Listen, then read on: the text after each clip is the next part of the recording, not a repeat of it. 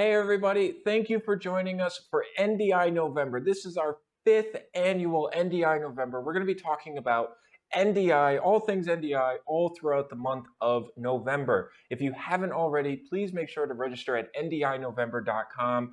You get access to our 3 main events, all of our shows that we're going to be doing, as well as your chance to win some prizes. We have like $10,000 worth of prizes, so please make sure to register at ndinovember.com. As I said a few minutes ago, I just want to give a shout out to a couple more people that said hello. So Glenn, Sean, Lars, Daniel, thank you for showing up and saying hello and where you are from. I'm going to give you a quick rundown of our schedule for the next 3 days, and then we're going to get right into our show. So for today, we're going to be talking with Dr. NDI, or Roberto Musso from NDI. He is going to be our keynote address.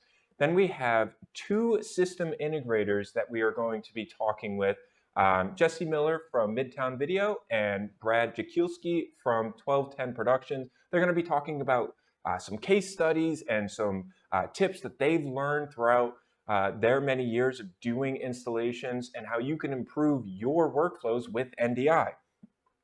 Tomorrow, we're going to be focusing on NDI infrastructure, and we're going to have a couple guests from the Netgear team. Netgear makes the M42 line of Pro AV switches, which are perfect for AV over IP installations. We're going to have Laurent and Gus from Netgear, and then we're also going to have another system integrator tomorrow talking about more installations.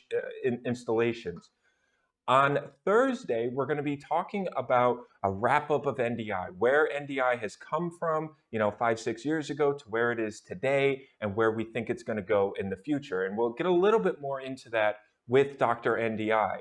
And then also, like I said, make sure to register at ndinovember.com. That will give you access to all of our shows. We did quite a few shows last week. We have quite a few shows more for next week, so definitely don't want to miss those. If you have any questions at all, we are going to be moderating our chat throughout the day. We're going to have people in the chat responding to questions, and we're also at the end of the show on Thursday, we are going to be doing a live Q&A. So we're going to take the questions that come in, we're going to answer those on Thursday, and then we're also going to have an open Q&A. So as questions come in, you guys can ask them, and we will do our best to answer them. At the end of today's show, we are going to be announcing a prize, so you definitely want to stick around for that. We're going to be announcing the winner of a TriCaster Mini S subscription for 1 year, so you don't want to miss that. And without further ado, let's introduce Roberto Musso and Gary Batan, another one of the hosts from NDI November. And I'll see you in about 45 minutes. All right, and welcome to our 5th annual NDI November. For 5 years, we've been telling you all about NDI, the technology that 5 years ago was a fledgling apple in Dr. Cross's eye that now is actually an industry standard that has expanded to the point where it's gotten so big that Vizrt, the company that bought NewTek, has broken off NDI into its own standalone company. And today we are very happy to have Dr. NDI himself, Roberto Musso. Roberto, should I be calling you Roberto or Dr. NDI for the show today? Roberto is fine. All right, Roberto. So why don't you start the show by giving us an overview of just what is NDI for those people who maybe haven't tuned into the last 4 years? So NDI is a connectivity technology, is a technology that allows you to interconnect device and software application and to exchange data. I mean, of course, NDI is well known for video over IP, but can be audio and can be data only. I mean, like metadata. And so this is the short description of NDI. And I like to make sure people understand that NDI is two-way communication. Unlike an SDI or an HDMI cable that goes from a camera to a computer or a switcher, we are sending both video back and forth on NDI as well as control information and data. So the other thing that's really cool is that everything that's NDI finds everything else that's NDI on the network automatically, which is really cool, which is something that at first worked a lot, but not all the time, but now really works great, especially with NDI 5 and now NDI 6. So tell us a little bit about NDI 6. the big things you see that it's brought to the table and where you see the future going beyond NDI 6. So with NDI 6, we introduce 10-bit and HDR support, which has been a big R&D effort. I would say that then is going to be and is a big NDI R&D effort for our partner, because many of them, they need to write their product moving from 8-bit to 10-bit. So it's taking a little bit of time, but the result in terms of quality is just unbelievable. What we have seen in the last trade show, with companies supporting already 10-bit HDR, is just mind-blowing. We have done a lot of work over NDI bridge, and especially bridge for embedded device.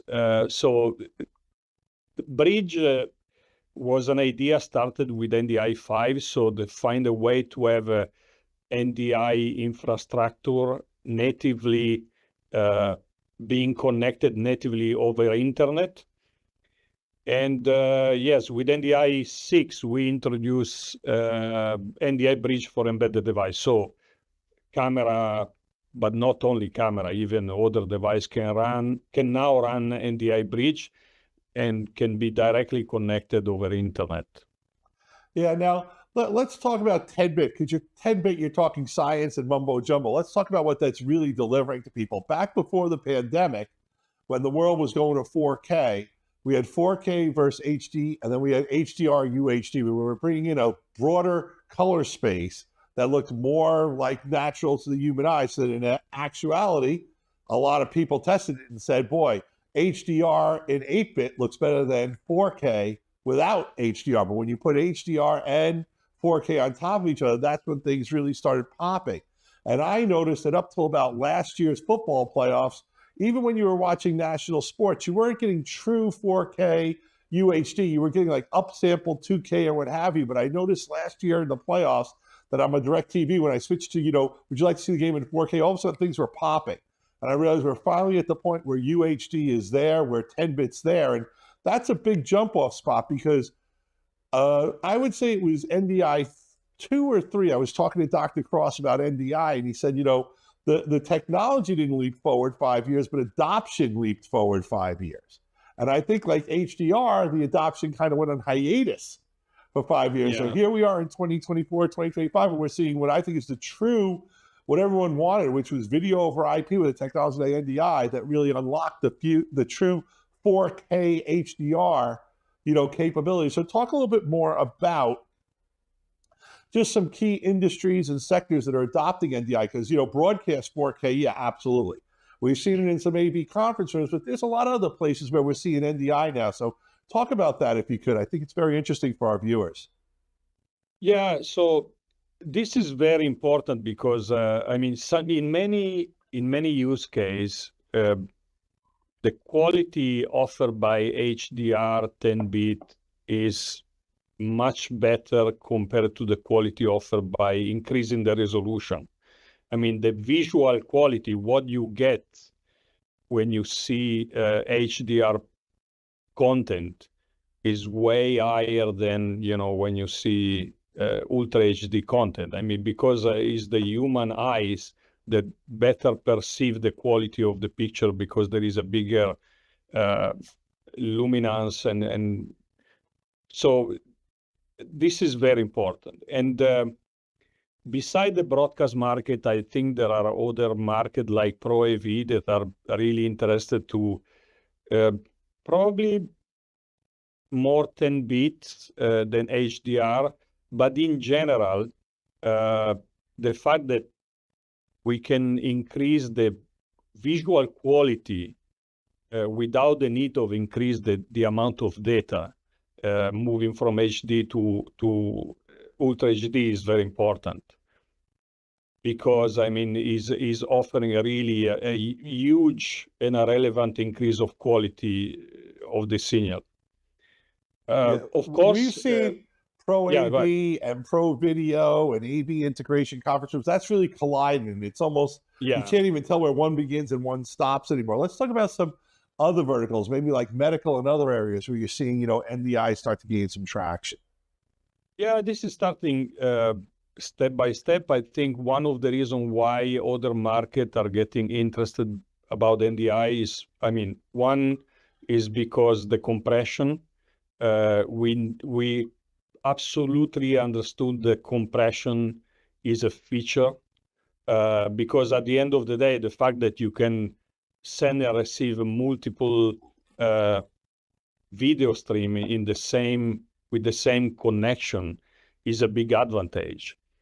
And so at NDI we are working, daily to increase the quality of our codec Speed HQ.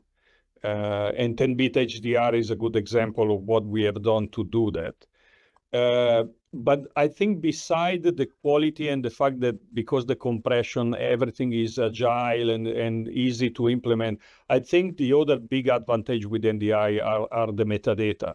So the fact that you can exchange bidirectional metadata with an NDI connection. And so there are many markets where understood that there is a big advantage on this aspect, because even medical, is not only video or audio, but the fact that you can exchange data is very interesting. Yeah. Now, one of the keys to success with NDI has been that it's been an open platform. You've welcomed people on the software, on the hardware side. They can embed hardware, they can put it in firmware, what have you. It started with PTZ cameras, but now, there's NDI collaboration and partnerships all over the place. So talk about some of those collaborations with technology companies and industry partners that you're working with and what you see them taking NDI forward to. Well, I think one of the most impressive announcements we had at IBC in Amsterdam this year was Panasonic. They announced the NDI support on all their product, camera, from PTZ to broadcast camera. This was, in my opinion, this was really a big announcement because it clearly showed that NDI is a standard. There is no doubt anymore that that NDI become a standard. And other will follow. I think step by step. And honestly, everything that happened in the last 3 years, the fact that many companies wanted to move their production workflow in the cloud and virtualize, or in general, virtualize environment. And the combination of the fact that NDI is software friendly, the fact that you can create a complete video and audio workflow with just a software application played a very big role in this change. And this is clear, because it's clear that, the cost per output when you create an NDI workflow is a fraction of the cost per output when you try to do the same with SDI or 2110. Yeah, I have said that the key advantage to me in NDI is the flexibility and scalability, and how, you can have, if you've got a network jack, you can put any camera there. It doesn't matter what the resolution is, whether it's a PTZ or a studio camera. You can scale to multiple cameras. If you're a big university, let's say like Ohio State, OH, you can have cameras that are at the SHU. They could be at the different centers. They could be in lecture centers. They could be performing arts centers. Cameras could be in other gymnasiums, in the swim room, the wrestling gym, whatever you want to put it. And now all of a sudden, all those images can be brought back to a centralized studio or shared with each other and controlled with each other. So that is just so important. And one of the things that I think that brings us to is community engagement. NDI now has become a standard, as you said, but you're really listening to how users are using it. And a lot of some of the stuff that's come out of NDI in the last 2 years have really been started by feedback from users or, companies using it. And also, I'd like you to also tell us a little about how you came up with this Dr. NDI character. So it's a two-part question. And the first one, let's talk about that community, because you guys as one of the things of being NDI, being a standalone company now, you really are focusing in on community and user engagement. Yeah, I mean, this is really, since from the beginning of NDI, we always being so interested to have an exchange with the community. Well, and even the fact that NDI is free to use, I mean, if you want to build a production workflow with NDI, you just download the free NDI tools. You download some free third-party tool, and you can create your own production. No, and this is because we really wanted to be engaged with the user, and so we wanted to offer something that they can use without even the need of an investment. No, and is very important because, I mean, since from the beginning was a bidirectional exchange. If you think, and if you see what we are doing today, for example, with the metadata, is once again an example of interaction with the community. We want, for example, to publish metadata standard, and we are asking to the community, to the user, to the partner to send us proposal for metadata standard. Today we are working, and there are already good examples. There's a company in Korea, Sarai Ward, that sent us a proposal for DMX over NDI, and now we are working together to publish this as a metadata standard. And again, this is a good example of the kind of relationship we want to establish with the community. In regards of Dr. NDI, so it is a interesting story. I was working, I think before NAB this year, I was working on a presentation where I wanted to explain how to debug network issue with NDI. And so I made a picture with a stethoscope and the network connector instead of the bell of the stethoscope. And this was part of my presentation. And then I was playing with this stethoscope, and one day I said, let's do it real, no? And so I ordered the real stethoscope from Amazon. I plugged the network connector.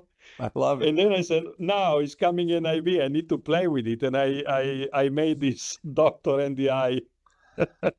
No, I think it's great. Now, one of the things we want to get to is advice for users. You know, there are users every level. It's being used in churches, schools, and big setups and broadcasts now. But what advice do you have for users? And we have one piece of advice that we give, and that is get a Netgear AV optimized switch. Those Netgear 4250s and now the 4350 switches, they are just our #1 tech solution for NDI. If you build your whole program around that NDI switch, you are going to have a better, more stable, more scalable network. It's not that Netgear invented NDI for switches, but they leaned into it and optimized, made it very easy to troubleshoot, very easy to expand and scale. But besides just that network switch, what's the other advice you have for people for successfully implementing NDI? So, by the way, the Netgear profile has been done with Netgear and myself during COVID. They send me a few switch, and we've been working together remotely, and we finalized this. Wait. Time out. You are the guy who worked on that profile? Yeah. Can I give you a big NDI high five? Because from the very first time we started using NDI, we realized that the switches were the weak link, that people didn't understand it. And Dr. Cross was really vehement that he wanted every switch to work. And I said, that's not what we need. We need something that's a certification, something that's easier, that we could just say, if you do this, it's going to work. It's a slam dunk. So high five. Thank you so much for all the work you did on that, and keep doing it with the other switch companies too. But it's made our life so much better. Yeah, that's true. But, you know, I'm still in agreement with Andrew on the fact that every network switch should work. The fact that, you know, not every user have the proper knowledge to fine-tune a network switch. And so what has been done by Netgear is amazing, because it really helped many and tons of users, you know, to find, you know, to have the proper profile and easy to set up in a network switch. So, yeah. Roberto, that's such a good point, because we found the people with the better switch had the most NDI difficulty because their IT people didn't understand what they were doing and how opening something up or shutting a port down could create everything. So you're absolutely right. Every switch can do it. But the problem is there were too many other opportunities to mess it up. And IT departments weren't in that NDI video thought back then. Now they think about it a little bit more, but those profiles are so powerful. And by the way, it's a little bit, I feel that this is even our responsibility, you know, to teach and to help users to understand better, you know, how video over IP like NDI and a technology NDI should be managed in a network. So step by step. I mean, if you have noticed, we published a lot of information in the last year. You know, we have the NDI white paper. We are constantly adding documentation to the website, even without asking user registration so far. Well, I'm going to tell you, we were at Infocom this past May, and that's pro AV space, you know, and conference rooms and corporate video. And people saw that we were at NDI in our booth, and so many people came to ask us about it. I would really say that you guys may want to lean into a Vixia, maybe have an NDI training be available at future Infocoms. You know, that's just my own thought on that, because if you want to teach the right people, that's the way to go with it. But I love how you guys are focusing on training and education and knowledge, because that's what it's all about. I want to switch gears a little bit and talk about something that was very early on a part of NDI, and then it kind of went dormant, and now it's coming back, and that's NDI over wireless, over Wi-Fi. Talk about that. Talk about why it wasn't so great in the beginning, and now it's working, and it's working well. So I'm still not very happy about the NDI and wireless, but anyway, it's improving a lot, because mainly the wireless technology is improving. You know, NDI is sensible to latency. And so wireless, the way wireless was working before was really to serve more, to allow more devices to be connected to the same access point, was, you know, putting on all the, you know, once a time the device.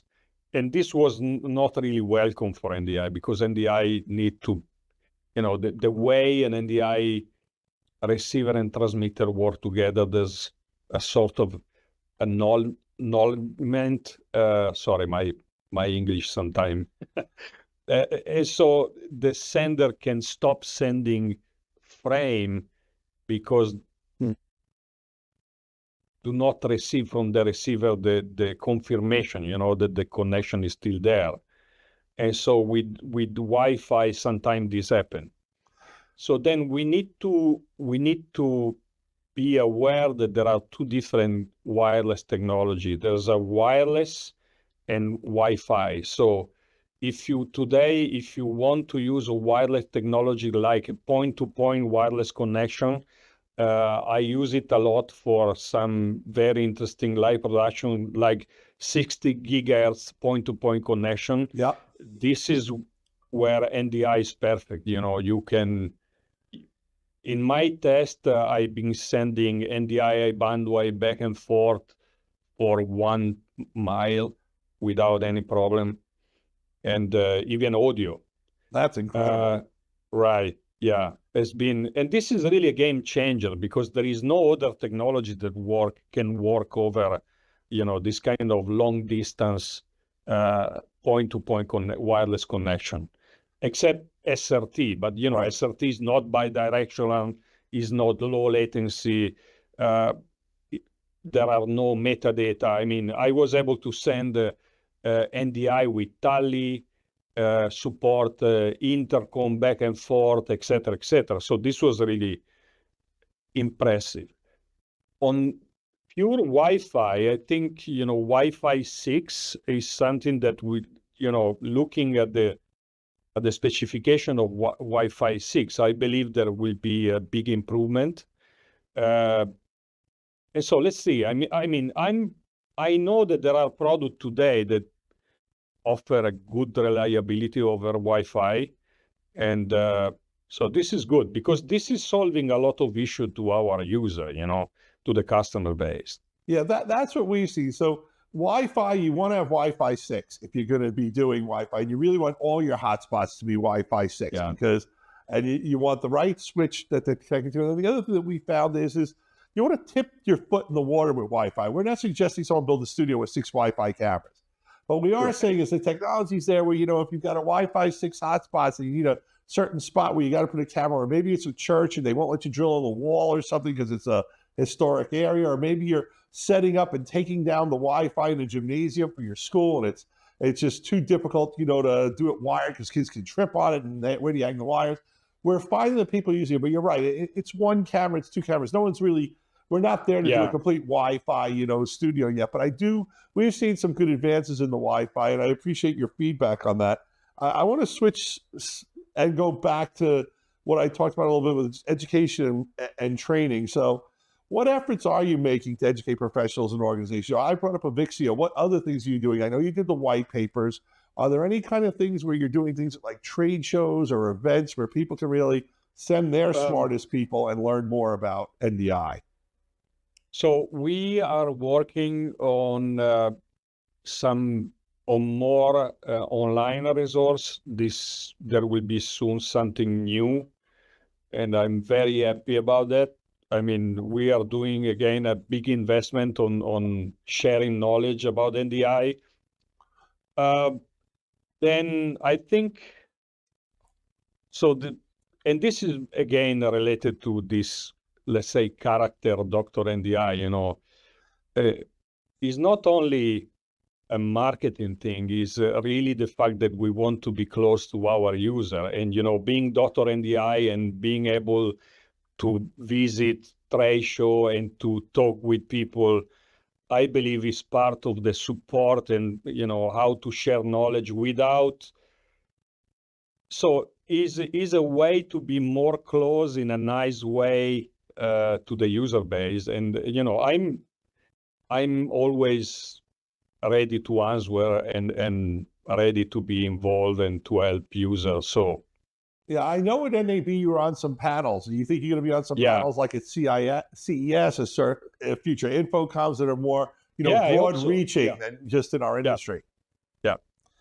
That's great. I want to really switch gears now. You mentioned SRT a little bit, but let's talk about where the broadcast industry is going, how NDI fits in, and that's 2110, SMPTE 2110. Clearly, this is different than NDI, which became a standard through adoption and curation and expansion, versus 2110, which is kind of a SMPTE top-down way of saying, let's come up with a standard and kind of make everyone meet our standard.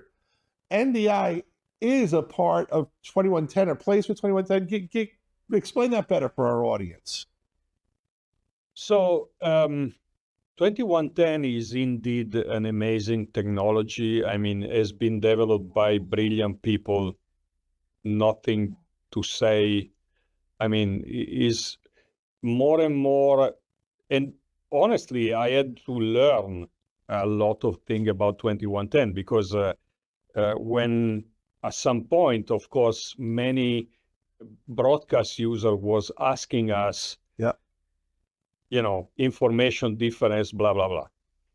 And so it's brilliant. But, the main difference today is that 2110, and there is a reason for that. With 2110, broadcasters are trying to keep the same workflow as SDI or, the old composite video workflow. And there is a reason, because video production is part of a language, and they have so many people working in that way. They cannot completely change the workflow overnight, no? No. With NDI at NDI, we are computer guys. We are not, we are coming from a completely different culture. We used to do copy and paste. I like to say that, and I mean, if you think about how you print a document, you just look for a printer in your computer and you print a document. You don't know, I mean, you don't need a router in the middle, you know, to say, oh, I need to print this source to this destination, et cetera, et cetera. I mean, and this is really coming from our computer culture. I mean, we are people. Software first, right? Exactly. And so I think there was a point where even broadcaster understood the value of 2110, the fact that, you know, in many use cases, replicating that specific workflow was still valid. But, you know, they understood even that the different workflow offered by NDI is a big advantage, and it is related to what I explained you before. I mean, the fact that, you know, the cost per output, and, you know, the broadcaster are making money per output. Yeah. And so the fact that the cost per output in an NDI infrastructure is a fraction of 2110, I mean, this is a reality, and this is, you know, and everybody understood this today. Even as I said before, the fact that the compression is no more perceived as an issue, but is perceived as a feature. I mean, this is clear. I mean, there is no more. In the last two trade shows, NIB and IBC, I never heard any more, you know, yes, but NDI is compressed. You know, everybody knows that. Everybody is happy with that. And there are other aspects. If I don't think is you know, this is the occasion to go deeply in the technology. But the fact that compared to 2110, NDI is synchronization free. I mean, this is the big advantage again. I mean, you cannot send 2110 or AS67 or Dante over internet. You know, you can do it with NDI because, I mean, there is no need of PTP. And cloud production is the same.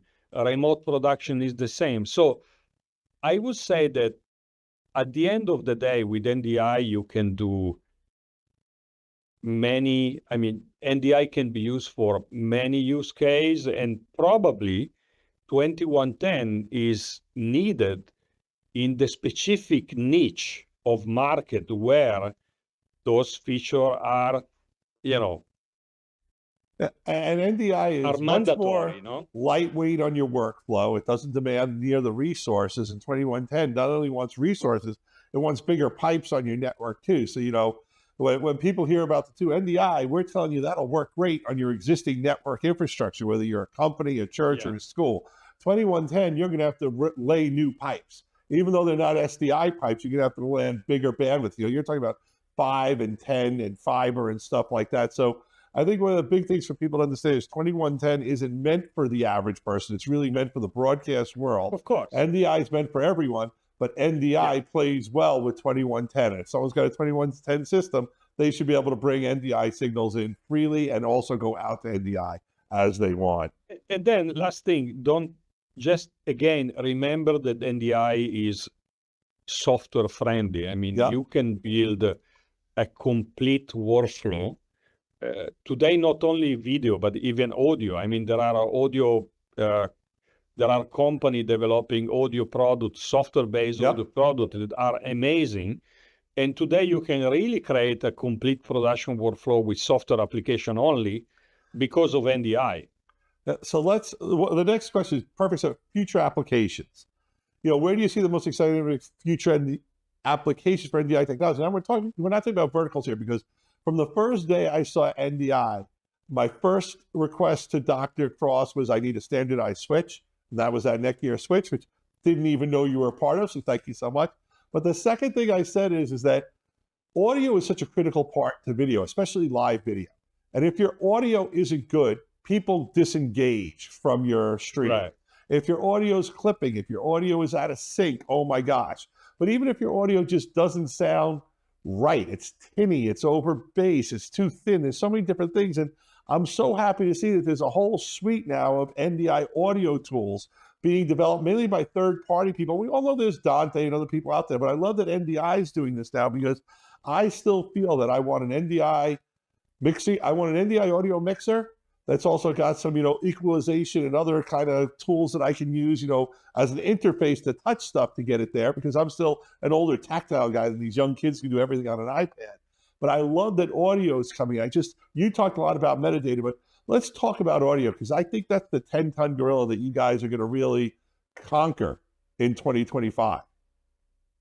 Yeah, I mean, this was one of the other area where we realized that there is a big space in the market and there is a need for our user base. And we realized this during the pandemic, because many of our users tried then to do cloud production and remote production, and video is easy.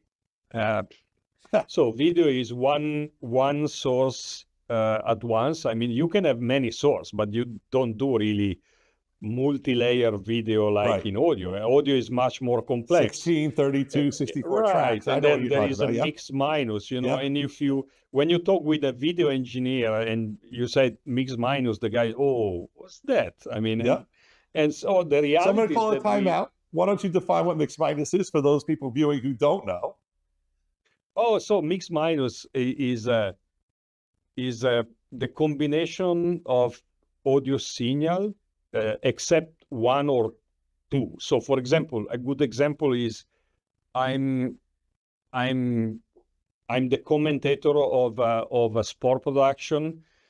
Of course, I need to hear in my headset the audio program out, but I don't want to hear myself because we'll be in delay. Yeah. No, and this is a very simple example of mix minus. So the mixer is sending me back the combination of audio signal, like the international audio feed, maybe another remote commentator, or the voice of the player. Or how I'm doing this now. I'm only hearing you in my ear. I can hear my production team too if they want to clip it, but I'm not hearing myself. I mean, and driving myself crazy. Those software applications like Teams, Zoom, they do automatic mix minus. In live production, this is all done by the mixing console, no? So it's not automatic. So now that you're going to have 10-bit HDR, do you think there's opportunities now to have NDI like color grading? I mean, we shade and we match, PTZ cameras all the time, but could you see NDI being used on a higher level, maybe for someone to be a colorist remotely from where the workflow is using NDI? Am I jumping on the wrong thing? Am I going down the wrong route? No, I don't. So this is not, if you are talking about post-production, something like that. Yeah. This is probably possible using the metadata. Like a lot. Yeah. So let me think about it, because maybe it's something that, I have always this amazing relationship with R&D. Every week I come with new ideas and the guy is scared about me, saying, oh, Dr. NDI is here again with new stuff. Very cool. So Dr. NDI, I thank you so much. It was great finding out about your background, some of the stuff you did that I didn't even know you were doing behind the scenes. I love the Dr. NDI character. So I think it gives NDI like a face of someone who's not the spokesperson, but at the trade shows, we found you, we took some pictures with you and all that stuff. And the fact that you're one of the lead engineers just means that you truly are a doctor and a surgeon of NDI. You're not an intern on this. So look, my first day at NewTek was 1999. So I've been around forever. So cool. So I like to wrap every show when I have a guest on, giving that guest final words to talk about, where you see the future and where you see NDI going, and on the bigger picture. I don't want you to say anything to get yourself in trouble, but where do you see, where would you like to see NDI going? Can you give us a sneak peek of any new technologies that we may see at NAB this year having to do with NDI? So don't worry, if I talk too much, I will apologize. No, I think so. On one side, I believe that we should think about NDI not only as a video over IP, but is really a connectivity technology. Because, I mean, today's video, audio, but I'm really interested to develop, the data transmission side, because we have NDI working over internet today.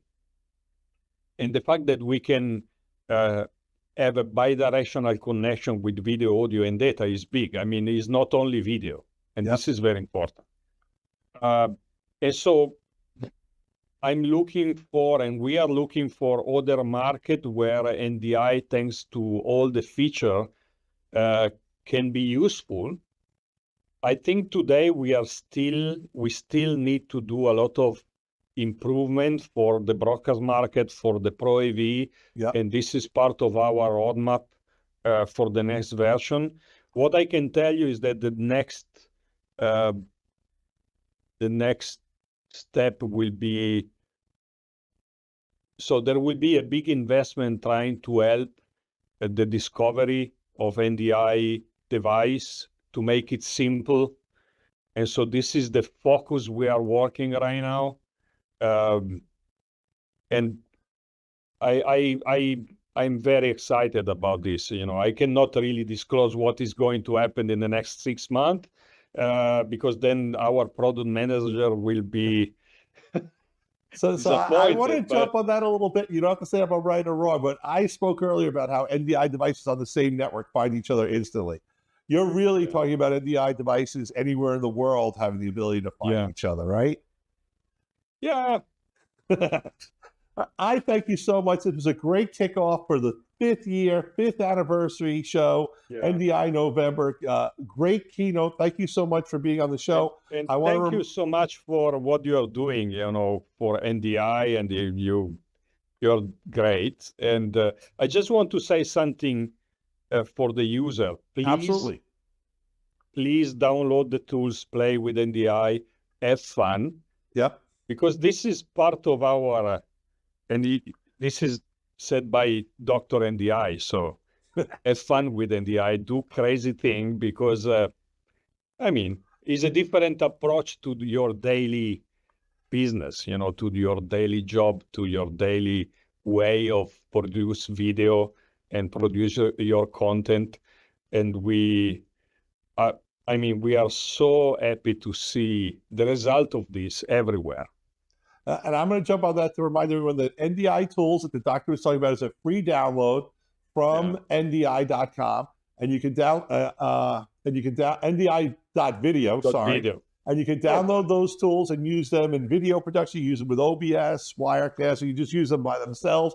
You can just use it to send something from a computer screen to another computer somewhere. It works great. That's how we bring our PowerPoints in. And the other thing that I want to stress here that I thought was so important is play with it. It amazes me how you guys release a new feature in a TriCaster or an NDI or in a PTZ camera, and we start getting tech calls from people who are doing stuff with it. We're like, holy smokes. And we're like, that's really cool. And they're not really calling us or emailing us for help. They're bragging. They're saying, look what I figured out how to do. And then we're like, that is really awesome. Then, of course, they tell other people, and people figure out how to overdo it and break it. And then you guys got to up the level. But it's so amazing how flexible and scalable NDI is. And even the community. I mean, you mentioned OBS Studio. I've been working last week for a tutorial with the OBS Studio. I mean, the integration between OBS Studio and NDI is just amazing.